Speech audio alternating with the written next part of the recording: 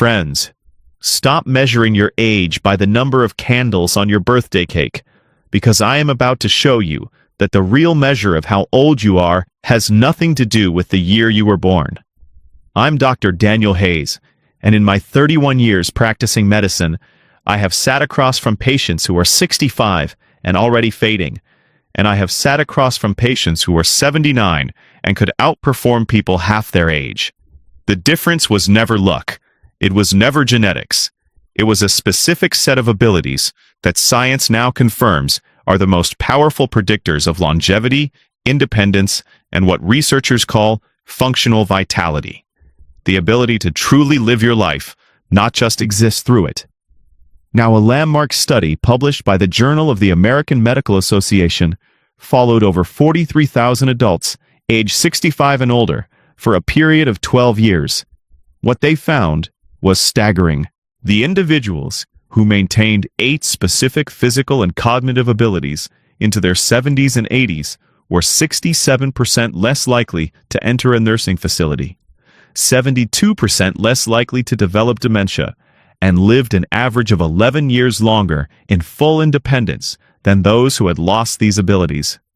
11 years. Think about what 11 years means. Grandchildren growing up, anniversaries, mornings with coffee and sunlight, and the dignity of doing things for yourself.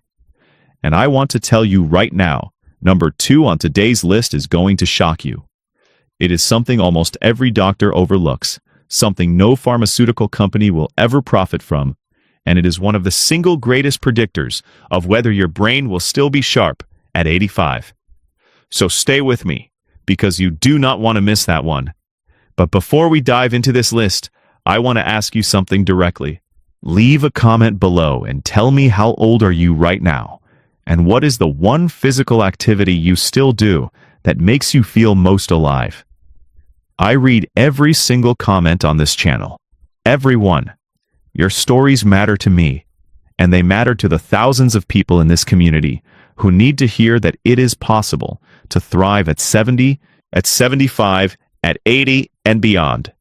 We are counting down today from number 8 to number 1, from impressive to extraordinary. If you can still do all 8 of these things, you are not just healthy. You are, in the most literal scientific sense of the word, a rare gem. Let's begin. Number 8. You can rise from the floor without using your hands. I know what you might be thinking. That sounds simple. But I want you to understand something. This single movement is so predictive of mortality that researchers in Sao Paulo, Brazil, published a study in the European Journal of Preventive Cardiology that tracked 2,002 adults over a period of 6 years. They found that individuals who needed both hands and knees to get up from the floor were 5 to 6 times more likely to die during the study period than those who could rise with minimal support. 5 to 6 times. That is not a minor finding. That is earthquake-level science. Here's why this matters so specifically for aging bodies. After the age of 70, your body begins losing something called fast-twitch muscle fibers at an accelerated rate. We are talking about a loss of up to 35% of your explosive muscle strength per decade after 65.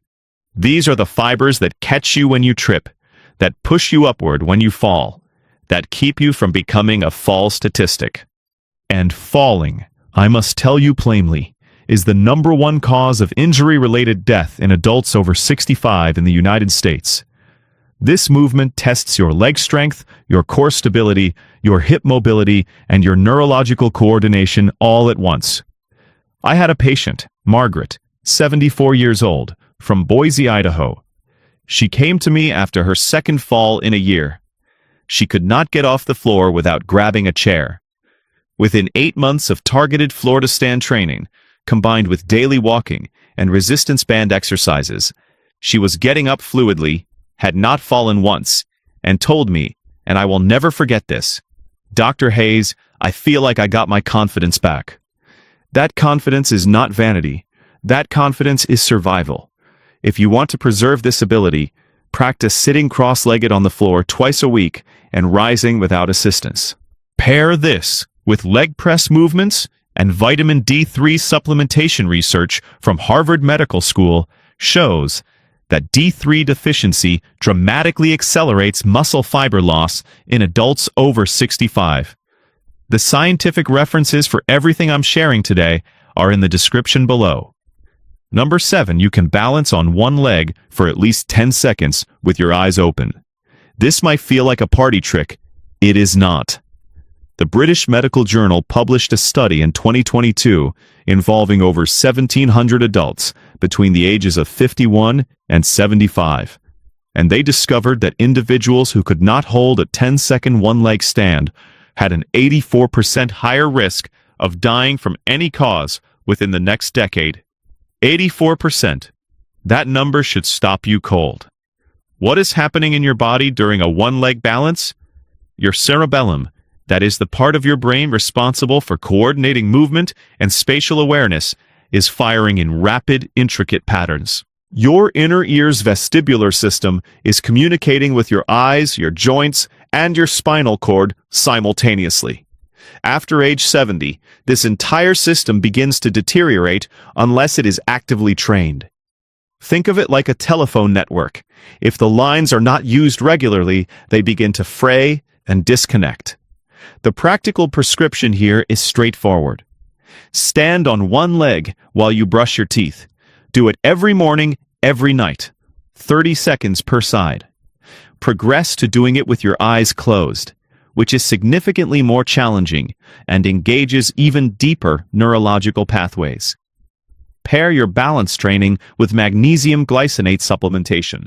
Research from the University of Vermont shows magnesium plays a critical role in neuromuscular communication, and 79% of adults over 70 are deficient in it. Magnesium is essentially the mineral that keeps your nervous system's wiring intact. Number 6. You can walk a quarter mile without stopping to rest. A quarter mile is 4 city blocks. It sounds modest. But research from the University of Pittsburgh School of Medicine, following thousands of adults over age 65, found that walking speed and walking endurance are among the most reliable predictors of survival in older adults. More reliable, in some analyses, than cholesterol levels or blood pressure readings alone. Adults who could not walk a quarter mile continuously had a 40% higher mortality rate over the 6-year study period. Here is the physiology that makes this so profound. Walking continuously for a quarter mile requires your heart, lungs, leg muscles, and circulatory system to sustain coordinated effort. After the age of 75, your cardiovascular system begins to lose what scientists call aerobic capacity, the ability of your body to deliver oxygen to muscles efficiently, at a rate of roughly 10% per decade. The mitochondria in your muscle cells, think of them as the tiny power plants that generate your energy, begin to decline in both number and efficiency. When you walk regularly, you are literally stimulating the creation of new mitochondria. That process is called mitochondrial biogenesis, and it is one of the most powerful anti-aging mechanisms your body possesses. I want you to try something this week. Walk outside. Not on a treadmill outside, where the terrain is uneven and your brain has to engage with the environment. Walk 4 blocks without stopping. If you can do that, add 1 more block next week.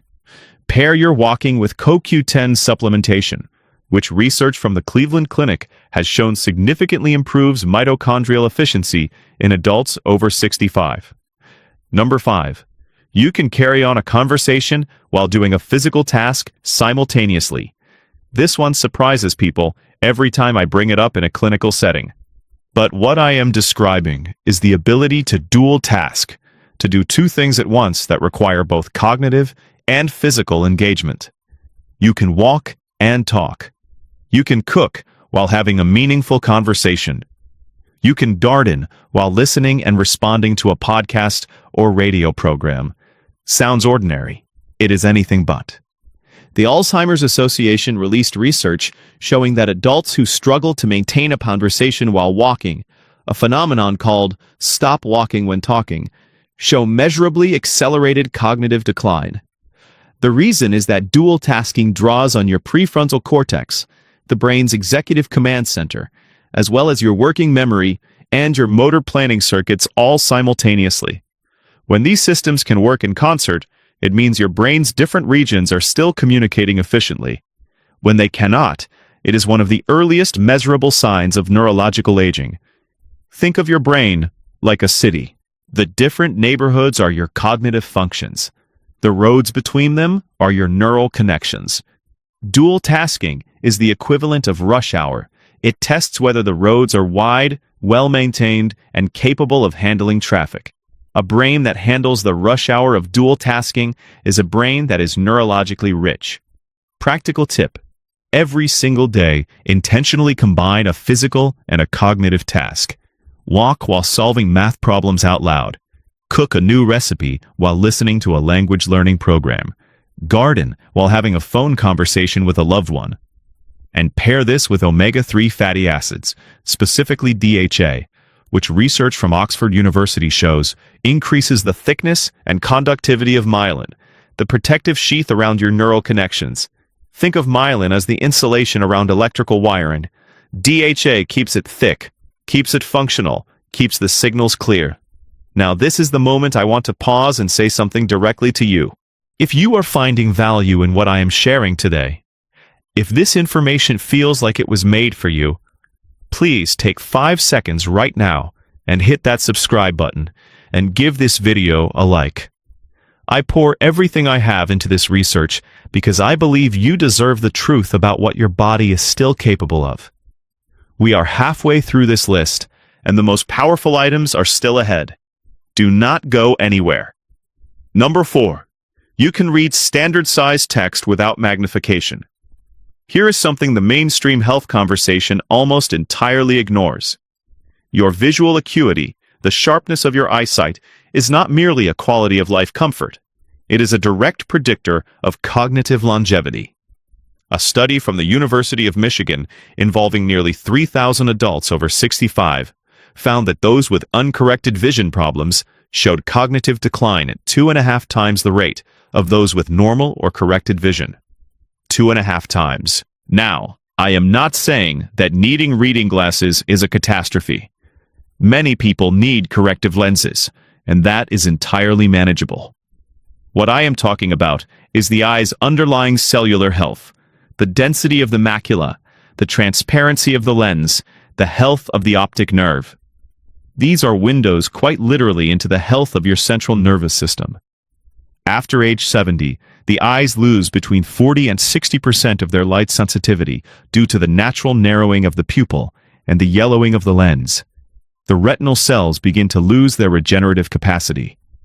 Inflammation, the silent fire that burns through aging tissue, plays a central role in conditions like macular degeneration and diabetic retinopathy, both of which accelerate cognitive decline through mechanisms researchers are still unraveling. What you can do is concrete. Lutein and zeaxanthin, two carotenoids found in dark leafy greens like kale and spinach, have been shown in research from the National Eye Institute to reduce the risk of macular degeneration by up to 40%. Pair them with zinc, which acts as a transport mechanism, driving these nutrients directly to retinal tissue. And reduce your screen time in the hour before sleep, as blue light exposure accelerates retinal oxidative stress. Eat your leafy greens every day. Your eyes and your brain are thanking you with every forkful. Number 3. You can recall a short list of items from memory after 30 minutes. A friend tells you they need you to pick up 4 things from the store. 30 minutes later, without writing them down, you can still name all 4. This ability, what neuroscientists call delayed verbal recall, is one of the most sensitive early indicators of hippocampal health. And the hippocampus is the brain's memory consolidation center, the first structure devastated by Alzheimer's disease. Research from Johns Hopkins University found that adults over 70 who performed in the top quartile on delayed recall tasks had hippocampal volumes 30% larger than those in the bottom quartile. 30%. That is not a small anatomical difference. That is the neurological equivalent of having a significantly larger hard drive, more storage, faster retrieval, more resilience against the kind of damage that leads to dementia. After age 75, the brain begins losing roughly 0.5 to 1% of its volume annually. The hippocampus is particularly vulnerable because it is one of the only brain regions that still generates new neurons in adulthood, a process called neurogenesis. And that process slows dramatically with inactivity, chronic stress, poor sleep, and inflammatory diets. Every one of those factors is within your control. Here is your prescription. Play memory games actively, not passively, not scrolling, but actively challenging your recall. Read a chapter of a book, close it, and try to summarize what you read. Learn new names deliberately at social gatherings. And consider lion's mane mushroom extract, which research from the University of Yamanashi in Japan has shown stimulates nerve growth factor, a protein that directly promotes new neuron development in the hippocampus. Take it with your morning meal and pair it with regular aerobic exercise, which research from Columbia University shows increases hippocampal volume by up to 2% annually in adults over 65, actually reversing age-related brain shrinkage. I think of Robert, 77, from Chattanooga, Tennessee. He came to me convinced he was developing Alzheimer's. He was forgetting names, losing his train of thought in conversations. We made 5 specific changes to his lifestyle and supplementation protocol. 14 months later, he called my office and said, and I'm paraphrasing because I will never forget this call, "Dr. Hayes, I just played trivia against my grandson, and I won." That man's brain grew. I have seen it happen more times than I can count. Number 2, and here's the one I promised you would be surprised by. You can still feel genuine excitement about something in the future. I can hear some of you shifting in your seats. This sounds like a psychology question, not a medical one. I want to tell you as a physician and as a scientist, this is deeply, profoundly medical. What I am describing is the intact function of your brain's dopaminergic reward system, the network of neurons that fire when you anticipate something pleasurable, meaningful, or novel. Dopamine is not just the feel-good chemical. It is the chemical of anticipation, of motivation, of future orientation. And after the age of 70, the brain loses dopamine receptors at a rate of approximately 7 to 8% per decade, with the most significant losses occurring in the prefrontal cortex and the nucleus accumbens, the reward center. When this system degrades, something terrifying happens that most doctors do not discuss with their elderly patients. A person begins to feel that the future holds nothing worth waiting for.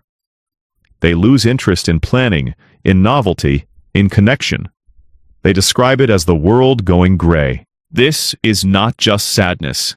This is called anhedonia, the inability to feel pleasure, and it is one of the most powerful predictors of rapid cognitive and physical decline in adults over 70.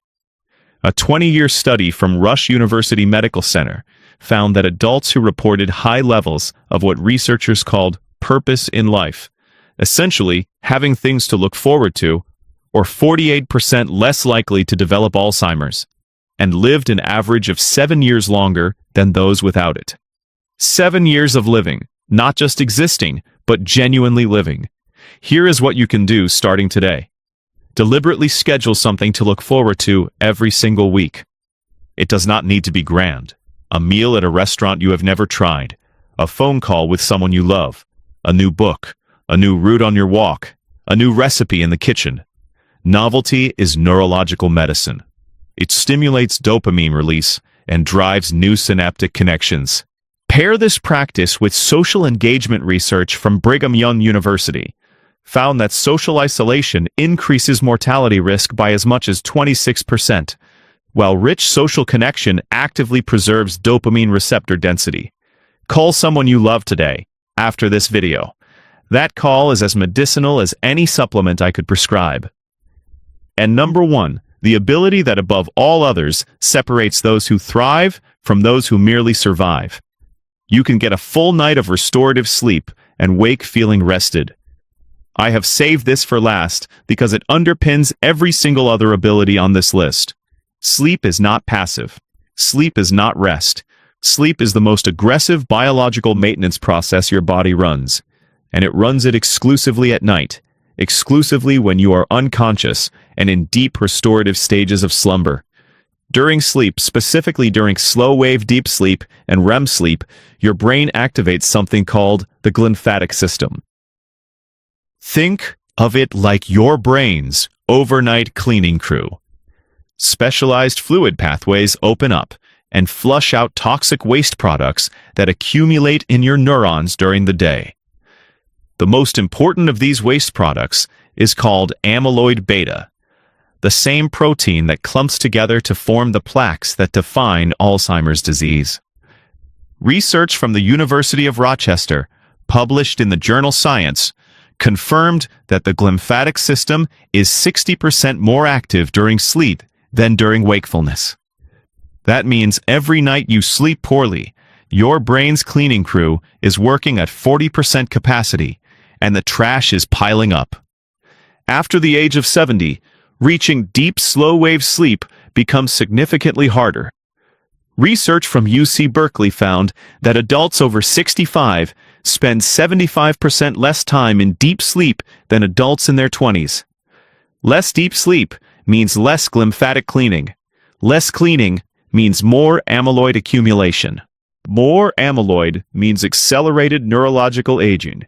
This is not a theory. This is a biological chain of consequence that researchers now consider one of the central mechanisms of dementia. What can you do? First, anchor your sleep schedule. Wake at the same time every morning, including weekends. Your circadian